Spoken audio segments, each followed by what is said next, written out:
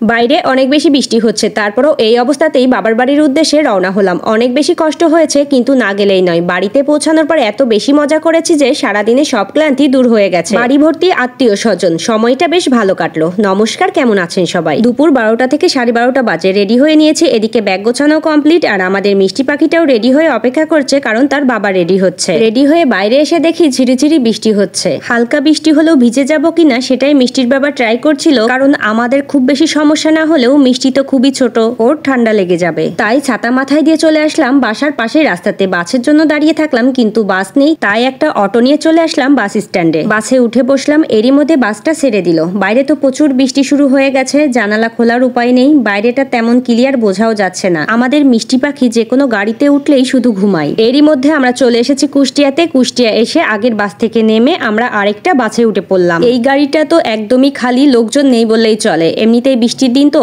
অল্প কিছু যাত্রী নিয়ে রওনা হলো পাংশার উদ্দেশ্যে। বৃষ্টি যেন কোনোভাবেই আজকে পিছু ছাড়ছে না। কুষ্টিয়া থেকে সরাসরি এসে নামলাম আমাদের স্ট্যান্ডে, তারপর একটা ভ্যান নিয়ে চলে আসলাম বাড়িতে। আকাশে মেঘ থাকলেও এখন আবার তেমন একটা বৃষ্টি নেই।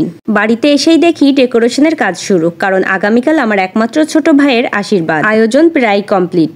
বাইরে খাবার দাবারের ডেকোরেশন হচ্ছে, আর এদিকে আমি কাঁঠালগুলো দেখছিলাম একদমই ছোট সাইজের হয়েছে। লিচুর পাতাতে বৃষ্টির জল খুবই সুন্দর লাগছিল। ড্রেস চেঞ্জ করে খাওয়া দাওয়া করলাম, তারপর কাকির সাথে চলে আসলাম দুর্বানিতে। আগামীকাল ভাইয়ের আশীর্বাদে লাগবে। তারপর কাকির সাথে কিছুক্ষণ রাস্তা দিয়ে হাঁটাহাঁটি করলাম। এত সুন্দর রাস্তা, বাড়ির সাথে হাঁটাহাঁটি না করলে হয়? সন্ধ্যার কিছুক্ষণ আগে সব বোনদের সাথে চলে আসলাম নদীর সাইডে। অনেক সুন্দর একটা পরিবেশ, আর নদীর ওপরের এই ব্রিজটা তো অসাধারণ। গ্রামে আসার এটাই তো মজা, খোলামেলা পরিবেশে শান্তিতে ঘুরে বেড়ানো যায়। বোনের মেয়েকে কোলে নিয়ে দুষ্টুমি করছিলাম, কারণ ওরাও এগুলো এখন খুব বেশি পছন্দ করে। ওরাও বলার কারণ হচ্ছে টুইন বেবি। আমি একজনকে নিয়ে ঘুরে বেড়াচ্ছি, আর একটা বোন একজনকে কোলে নিয়ে বসে আছে। বসে কি আর থাকতে চায়? ওরা এখন শুধু ঘুরে বেড়াতে চায়। ঘুরে বেড়ানোর আনন্দটা অনেক বেশি বুঝে গেছে ওরা। গ্রামে এসে কিন্তু এভাবে ঘুরে বেড়াতে আর সবার সঙ্গে আড্ডা দিতে দারুণ লাগে। কে কে এভাবে গ্রামে গিয়ে মনের আনন্দে ঘুরে বেড়ান অবশ্যই কমেন্ট করে জানাবেন। আর এই তো আমাদের নদীর অবস্থা। বর্ষাকাল, তবুও তেমন একটা জল নেই, তবে ব্রিজের ওপর থেকে চারপাশের ভিউটা অনেক সুন্দর।